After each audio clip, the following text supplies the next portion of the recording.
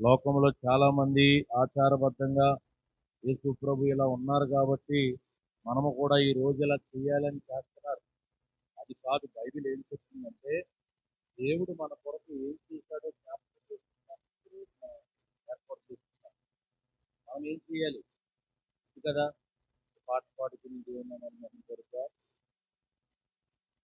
విలువలో సాగింది యాత్ర అనే పాట పాడదాం. విలువలో సాగింది యాత్ర, కరుణామయుని దయగల పాత్ర. విలువలో సాగింది యాత్ర, కరుణామయుని దయగల పాత్ర. ఇది ఎవరి కోసమో, ఈ జగతి కోసమే, ఈ జనుల కోసమే, జగతి కోసమే, ఈ జనుల కోసమే. విలువలో సాగింది యాత్ర, కరుణామయుని దయగల పాత్ర. పాలుకారు దేహము పైన పాపాత్ముల కొరడాలెన్నో, పాలుకారు దేహము పైన పాపాత్ముల కొరడాలెన్నో. నాట్యమాడినాయి నడివీధిలో నిలిపాయి, నాట్యమాడినాయి నడివీధిలో నిలిపాయి.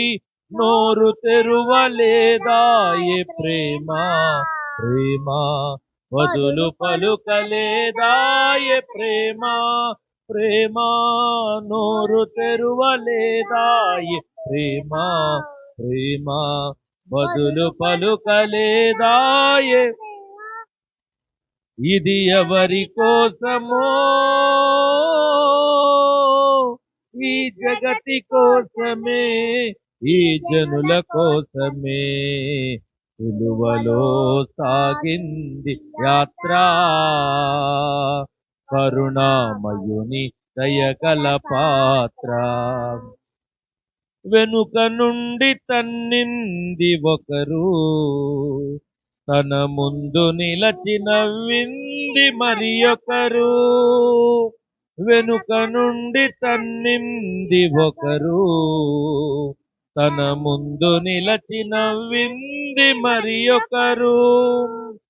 గేలి చేసినారు, పరిహాసమాడినారు, గేలి చేసినారు, పరిహాసమాడినారు. నోరు తెరువలేదాయే ప్రేమ, వదులు పలుకలేదాయే ప్రేమ, ప్రేమ నోరు తెరువలేదాయే ప్రేమ, వదులు పలుకలేదాయే ప్రేమ. ఇది ఎవరి కోసమో, ఈ జగతి కోసమే, ఈ జనుల కోసమే. నీ కోసమే, ఇది నా కోసమే. విలువలో సాగింది యాత్ర, కరుణామయుని దయగల పాత్ర. విలువలో సాగింది యాత్ర, కరుణామయుని దయగల పాత్ర. బోలో యేసుక్రీస్తు మహారాజుకు. ప్రభునందు ప్రియులరా, ప్రభు మనతో మాట్లాడడానికి ఇష్టపడుతున్నాడు. యెషయా గ్రంథం 53వ అధ్యాయం 5వ వచనం ఒకసారి తీయండి, త్వరగా ముగించుకుందాం. యెషయా గ్రంథం 53వ అధ్యాయం 5వ వచనం. మన అతిక్రమములను బట్టి అతడు గాయపరచబడెను, మన దోషములను బట్టి నలగొట్టబడెను. మన సమాధానార్థమైన శిక్ష అతని మీద పడెను, అతడు పొందిన దెబ్బల చేత మనకు స్వస్థత కలుగుచున్నది. దేవునికి మహిమ కలుగునుగాక. ప్రభునందు ప్రియులారా, ఈ ఉదయకాల సమయంలో, ఈ గుడ్ ఫ్రైడే అనేటువంటి ఈ దినాన్ని ఏర్పాటు చేసుకున్న ఈ సమయంలో ప్రభు మనతో మాట్లాడుతున్న మాట ఏమిటంటే, యేసుక్రీస్తు ప్రభుల వారు నీ కోసం నా కోసం ఈ లోకానికి వచ్చి కలువరి సిలువలో బలియాగమయ్యాడు. ఎందుకు బలియాగమయ్యాడంటే మన జీవితాలను మార్చడం కోసం. సిలువలో పలికిన 7 మాటలను నేర్చుకున్నంత మాత్రాన, బైబిల్లో ఉన్నటువంటి కొన్ని ప్రత్యేకమైన విషయాలు తెలుసుకున్నంత మాత్రాన, యేసు ప్రభు సిలువ త్యాగాన్ని గురించిన విషయాలు నేర్చుకున్నంత మాత్రాన నీ జీవితం పరిశుద్ధపరచబడదు. నీ జీవితం ఎప్పుడు పరిశుద్ధపరచబడుతుంది? ఎప్పుడు నువ్వు పరదేశంలో ఉంటావు లేదా దేవుని రాజ్యానికి చేరుకుంటావంటే, యేసుక్రీస్తు ప్రభుల వారు నీ జీవితాన్ని మార్చారని నువ్వు నమ్మి యేసుక్రీస్తులా నీ బ్రతుకు మారినప్పుడు మాత్రమే ఇవన్నీ జరుగుతాయి. దేవునికి మహిమ కలుగును గాక. దేవుడు అదే కోరుతున్నాడు. దేవునికి అసాధ్యమైనది ఏదీ లేదని చెప్తూనే మీ కొరకు నేను ప్రార్థన చేశానని చెప్తున్నాడు ఆయన. ఇది వాస్తవం, చరిత్రలో జరిగిన విషయం. దేవునికి మహిమ కలుగును గాక. రోమా ప్రభుత్వం వారు యేసుక్రీస్తు ప్రభుల వారిని సిలువ వేయడానికి ఏ విధమైనటువంటి అవకాశం లేదని పిలాతు అధికారి తీర్పు చెప్పినా కూడా మతాధికారులు యేసు ప్రభును సిలువ వేయాలని వాదించారు, ఒప్పించారు, ఆఖరికి సిలువ వేశారు. అయితే సిలువ వేయబడటం దేవునికి చెప్తాం. బైబిల్లో ఒక మాట రాయబడింది, అభ్యంతరాలు రాకమానో అది ఎవరి వల్ల వస్తాయో వారికి శ్రమ.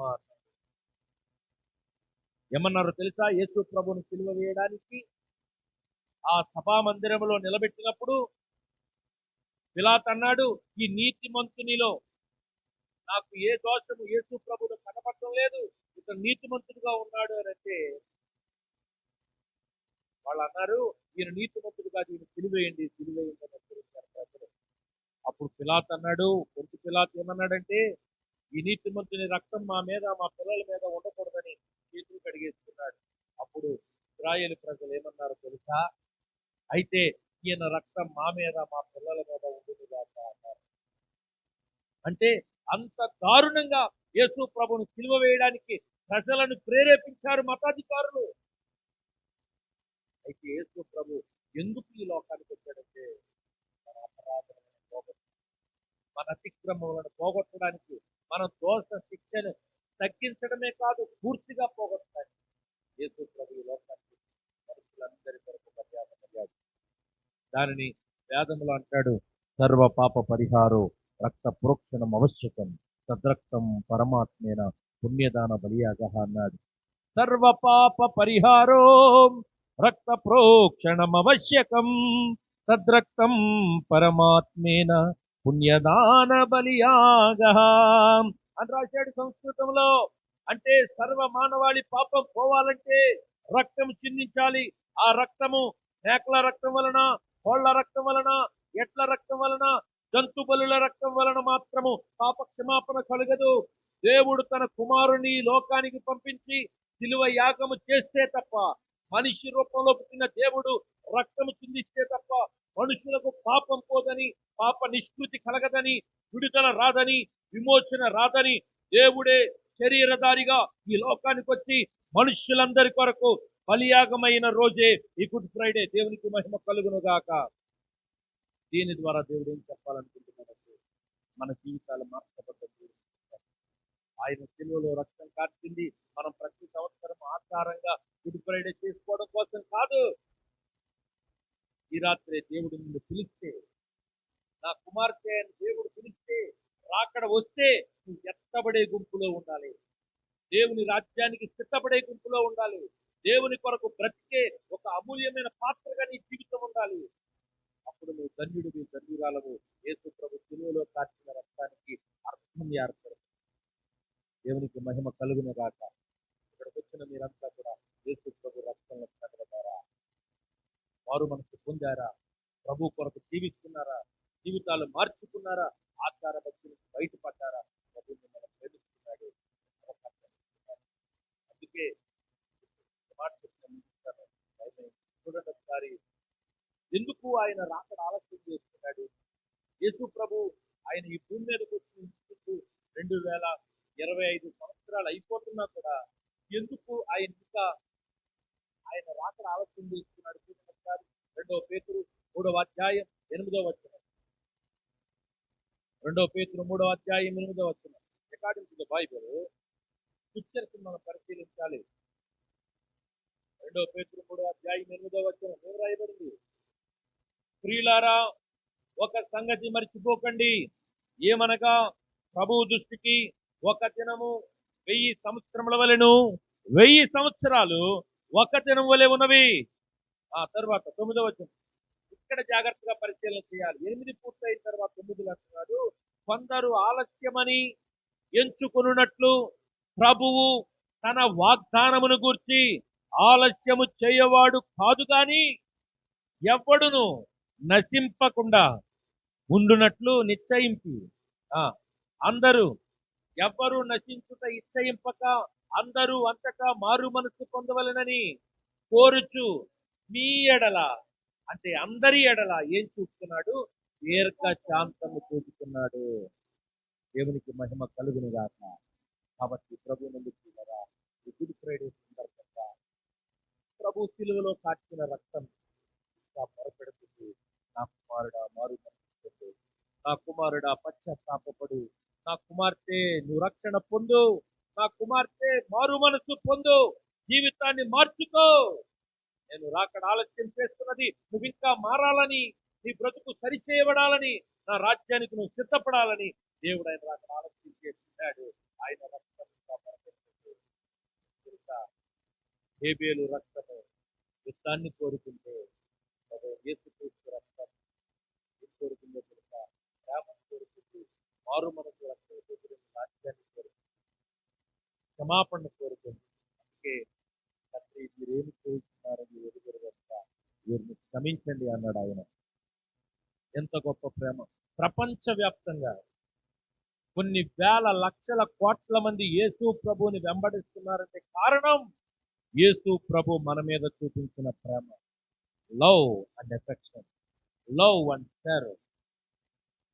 ఎంత గొప్ప ప్రేమ ప్రభు నుండి ప్రియులారా. కాబట్టి దేవుని కొరకు జీవిద్దాం. గుడ్ ఫ్రైడే సందర్భంగా ప్రభువులో ఎదుగుదాం, ఆత్మలో బలపడదాం. ఆయన కార్చిన యేసుక్రీస్తు ప్రభు వారి కార్చిన రక్తాన్ని జ్ఞాపకం చేసుకుని ఆయనలో జీవిస్తూ అనేక మందికి ఆదర్శంగా, అనేక మందిని ప్రభు వైపు తిప్పేవారిగా మారి ఈ భూమి మీద యథార్థంగా బ్రతుకుదాం.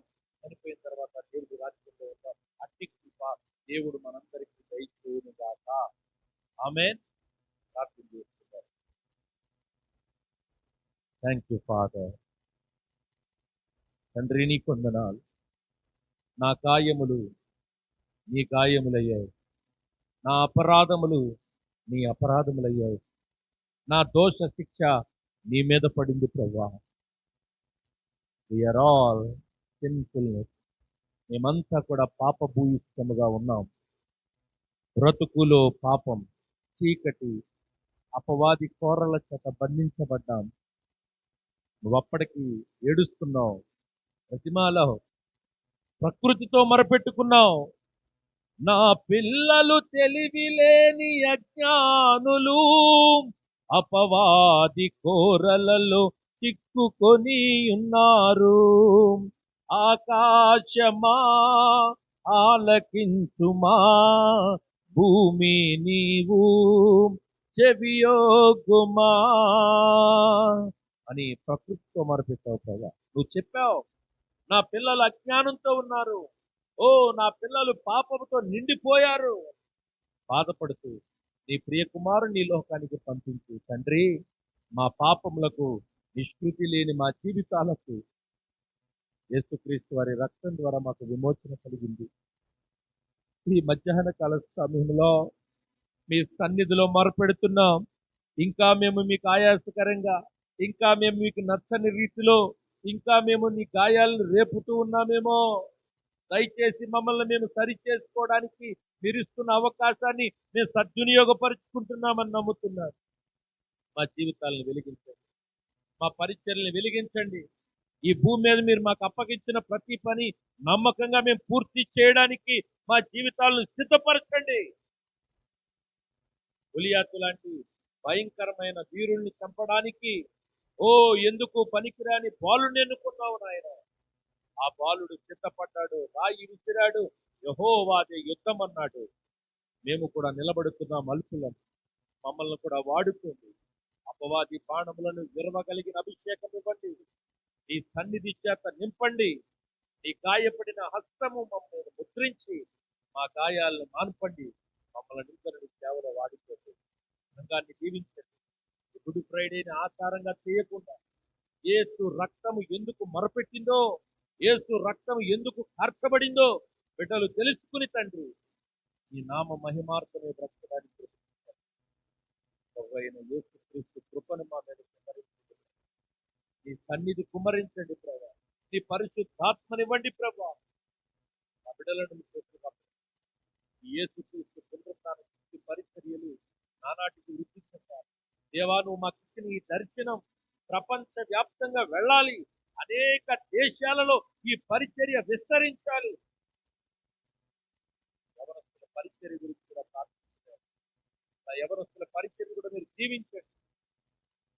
మా నామ మహిమపై ప్రతిదీ జరగడానికి ప్రభుత్వం మీ తొమ్మిది జరిగే ఈ పరిచర్య ఆశీర్వాదకరంగా మార్చండి తండ్రి. ఈ పరిచర్యలను ఈ ప్రజలకు చేతులుగా అప్పగిస్తూ మరొకసారి నువ్వు మా కొరకు చేసిన ఈ త్యాగపూరితమైన ఈ పరిచర్య కొరకు మరొకసారి మీకు కృతజ్ఞతాస్తుతులు చెల్లిస్తూ మీ నామముకి మహిమ చెల్లిస్తూ లోకములు ఎవరు మా కొరకు ప్రాణం పెట్టలేరని, నీవు మాత్రమే మా బ్రతుకులను మార్చడానికి రక్తము కార్చి ప్రాణం పెట్టి 3వ దినం తిరిగి లేచిన పునరుత్థానుడు అని నమ్ముతూ ఈ నామమును మాత్రమే మహిమపరుస్తూ ప్రభువైన యేసుక్రీస్తు వారికి సమస్తమును అడిగి పొందుకుని ఉన్నాము ప్రియా పరలోకపు తండ్రి. ఆమేన్, ఆమేన్, ఆమేన్. ఆశీర్వాదం తీసుకుందాం. ఇప్పుడు మన పరమ తండ్రి అయిన దేవుని ప్రేమ, కుమారుడైన యేసుక్రీస్తు వారి కృపా కరుణ, పరిశుద్ధాత్మను నిత్య సన్నిధి సహవాసము కూడి వచ్చిన మనందరకును, యేసుక్రీస్తు పునరుద్ధాన శక్తి సంగమునకును, లోకములోను సకల పరిశుద్ధులకును సదాకాలము తోడయుండి నడిపించి రక్షణలో జీవింపచేయును గాక. ఆమేన్, ఆమేన్, ఆమేన్. అందరికీ వందనాలు. God bless you all.